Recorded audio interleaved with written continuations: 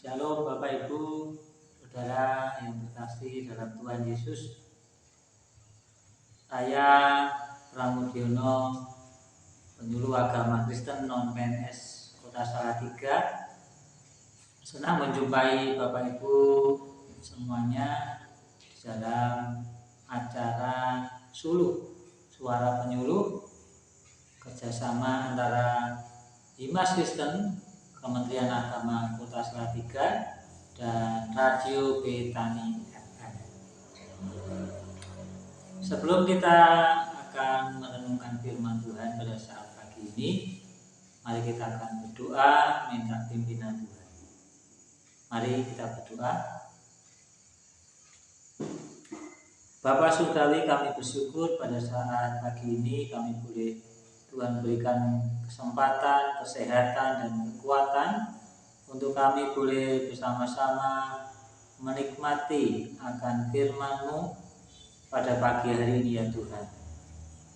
Berfirmanlah pada kami Tuhan, urapi kami semua, baik hamba-Mu yang menyampaikan benih firman-Mu maupun setiap pendengar setia Radio Betani FM dan juga pemirsa YouTube Himas Kristen yang sedang menyaksikan siaran Suluh ini ya Tuhan. Engkau memberkati kami dengan firman-Mu pada pagi hari ini. Kami siap mendengar firman-Mu di dalam nama Tuhan Yesus Kristus. Haleluya. Amin. Bapak Ibu Saudara yang terkasih, pemelai Kristus dimanapun berada, baik lewat radio Betani FM maupun channel YouTube Himas Kristen yang saat ini sedang menyaksikan siaran Suluh ini. Pada pagi ini saya menyampaikan firman Tuhan dengan tema mata hati yang memandang kemuliaan Tuhan. Mata hati yang memandang kemuliaan Tuhan. Nats firman Tuhan pada saat ini diambil dalam 1 Raja-Raja 18 ayat 36 sampai 39.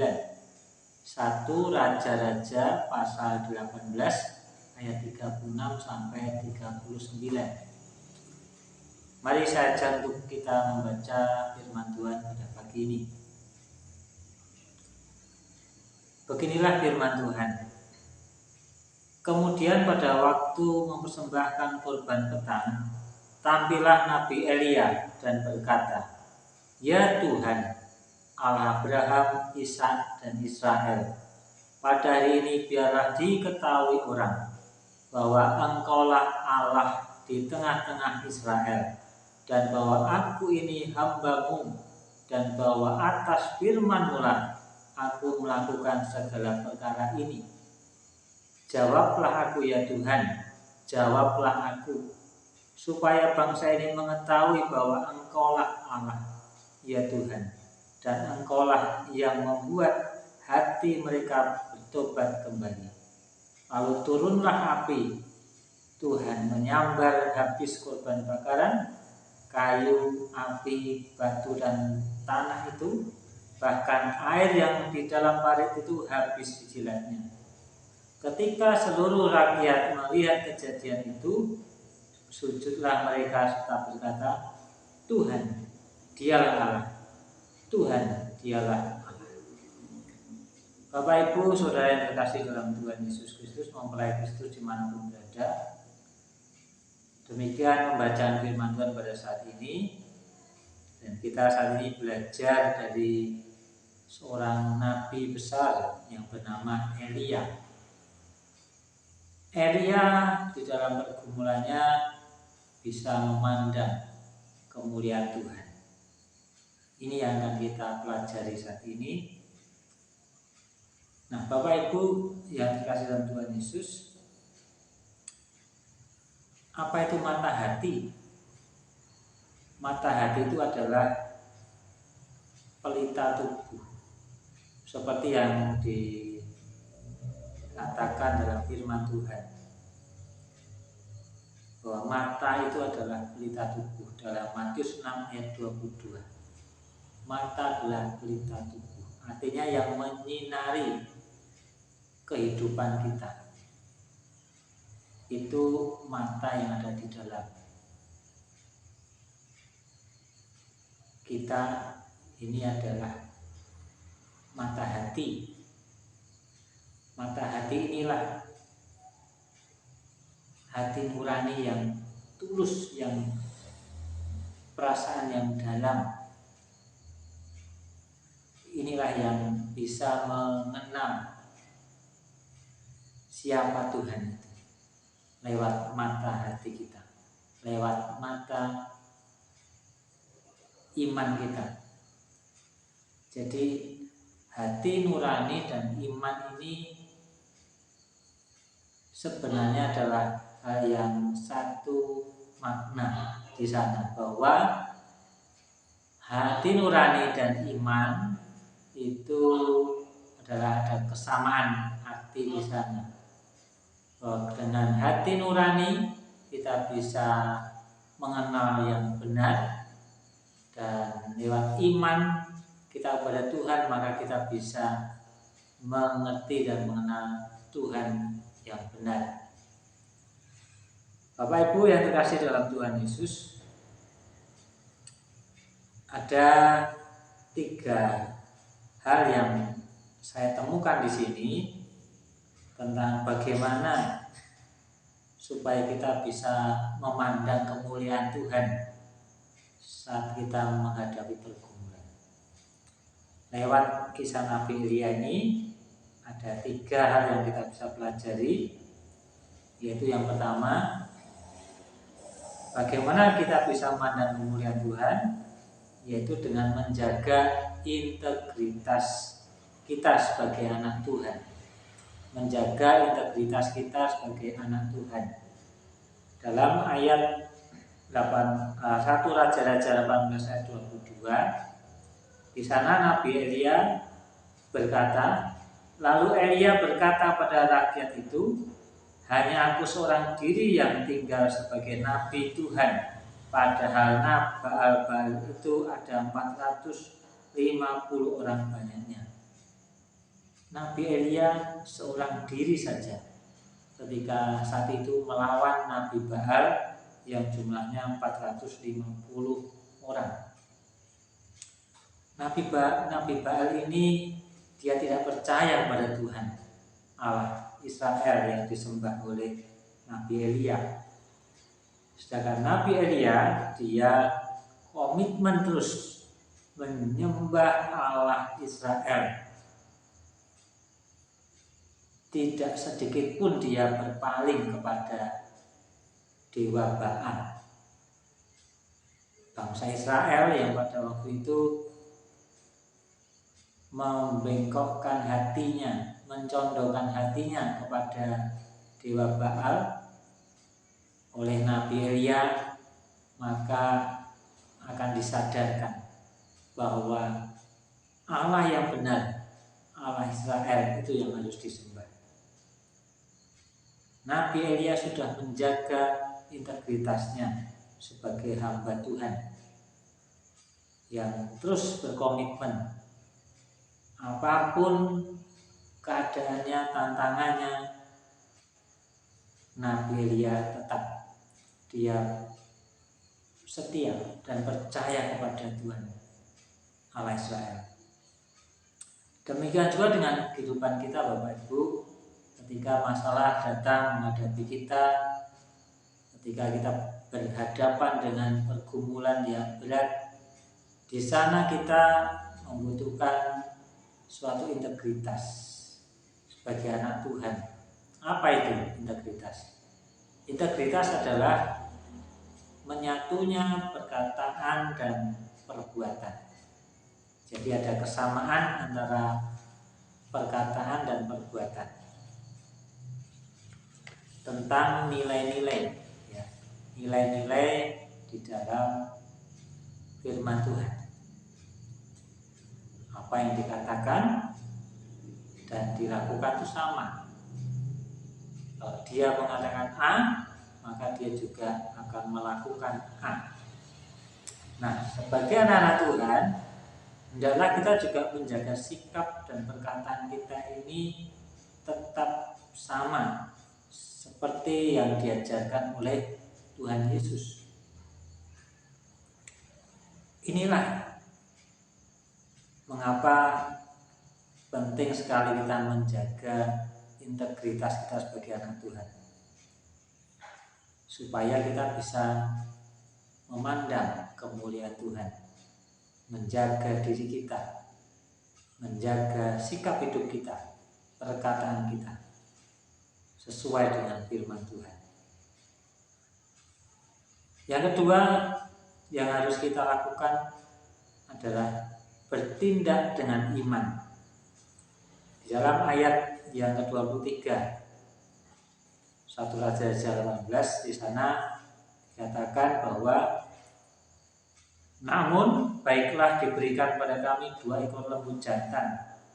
Biarlah mereka memilih seekor lembu, memotong-motongnya, menaruhnya ke atas kayu api, tetapi mereka tidak boleh menaruh api. Aku pun akan mengolah lembu yang seekor lagi, meletakkannya ke atas kayu api dan juga tidak akan menaruh api. Bertindak dengan iman di sini dilakukan oleh Nabi Elia. Saat itu dia memberikan tantangan. Tentunya tantangannya adalah seturut dengan pimpinan atau hikmat dari Tuhan. Apa itu? Yaitu Nabi Elia menantang pada nabi-nabi Baal untuk mempersembahkan korban bakaran, namun tidak boleh menggunakan api untuk membakar korban bakaran. Bukan hal yang mudah atau mungkin mustahil ya. Korban bakaran itu dibakar tapi tidak menggunakan api yang dinyalakan. Lalu membakarnya dengan cara apa? Nabi Elia menantang supaya meminta pertolongan dewa Baal, ya, Tuhan mereka, untuk menurunkan api. Apakah bisa? Nah, di sini Nabi Elia juga tentunya dia punya dasar iman bahwa Tuhan Allah yang hidup, Allah Israel, itu akan menyediakan api. Korban bakaran yang disediakan oleh Nabi Elia pasti akan dibakar oleh apinya dari Tuhan. Inilah yang membuat Nabi Elia berani bertindak dengan iman. Dengan iman dia menyusun korban bakaran itu. Ketika nabi-nabi Baal sudah menyerah, memanggil Tuhan mereka, tapi tidak ada jawaban. Tetapi Nabi Elia, dia dengan penuh iman, dia menyusun mezbah korban bakaran, kemudian meletakkan lembu yang dipotong-potong, dan Nabi Elia percaya bahwa Tuhan akan menerima korban bakarannya, menurunkan api dari Tuhan, dari langit, untuk membakar korban bakaran. Bertindak dengan iman. Mari Bapak Ibu, kita juga untuk bisa melihat kemuliaan Tuhan itu kita harus bertindak dengan iman kita kepada Tuhan. Yang ketiga yang bisa kita pelajari dari nas yang kita baca adalah berdoa dengan iman. Setelah kita bertindak dengan iman, baru kemudian kita berdoa dengan iman. Seperti yang dilakukan oleh Nabi Elia ini. Ketika Nabi Elia sudah selesai menyusun mezbah korban bakaran, kemudian Nabi Elia berdoa kepada Tuhan Allah. Dan ketika Nabi Elia berdoa, selesai berdoa, maka api yang dari langit menyambar korban bakaran dari Nabi Elia. Itulah kemuliaan Tuhan, itulah kuasa Tuhan dinyatakan kepada orang-orang yang pada waktu itu ada bersama-sama Nabi Elia. Sehingga kita bisa mengerti bahwa Allah yang hidup adalah Allah Israel.